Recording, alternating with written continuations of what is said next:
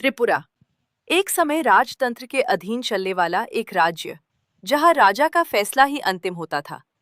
फिर समय बदला और आया लोकतंत्र। कई वर्षों तक जनता के वोट, उनकी राय और भागीदारी से ही राज्य की राजनीति आगे बढ़ती रही। लेकिन अब एक बड़ा सवाल उठ रहा है, क्या त्रिपुरा फिर से किसी नए रास्ते पर बढ़ रहा है? लोकतंत्र की इस लंबी यात्रा के बाद आज कई लोगों के मन में संदेह है, क्या अब इस व्यवस्था की जगह धीरे धीरे परिवारवाद ले रहा है? आने वाले एडीसी चुनाव के पहले ये सवाल और भी ज्यादा चर्चा में है। खासकर मंत्री विकास देबबर्मा के दामाद को अचानक टिकट दिए जाने के फैसले को लेकर बहस तेज हो गई है।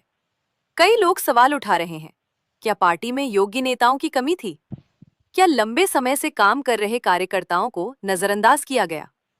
या फिर यह फैसला किसी पारिवारिक प्रभाव का नतीजा है? इस मुद्दे को लेकर विपक्ष भी काफी आक्रामक हो गया है।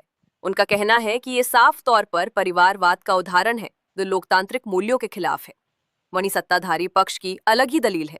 उम्मीदवार का चयन उसकी योग्यता और क्षमता के आधार पर हुआ है।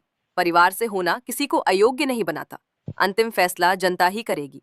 अब सबसे बड़ा सवाल यही है, क्या ये मुद्दा वोटरों को प्रभावित करेगा? त्रिपुरा के आदिवासी इलाकों में स्थानीय नेतृत्व और भरोसा बहुत मायने रखता है। अगर लोगों को लगता है कि फैसले पारदर्शी नहीं हैं, तो इसका असर सीधे चुनाव परिणाम पर पड़ सकता है। हालांकि राजनीति में कई और फैक्टर भी काम करते हैं, जैसे विकास, संगठन की मजबूती और जनसंपर्क। इसलिए कहा जा सकता है कि त्रिपुरा इस समय एक अहम मोड़ पर खड़ा है। क्या लोकतंत्र अपनी मजबूत पकड़ बनाए रखेगा या परिवारवाद धीरे धीरे अपनी जगह बनाएगा? इसका जवाब मिलेगा आने वाले एडीसी चुनाव के नतीजों में। आखिरकार फैसला एक ही है, जनता का।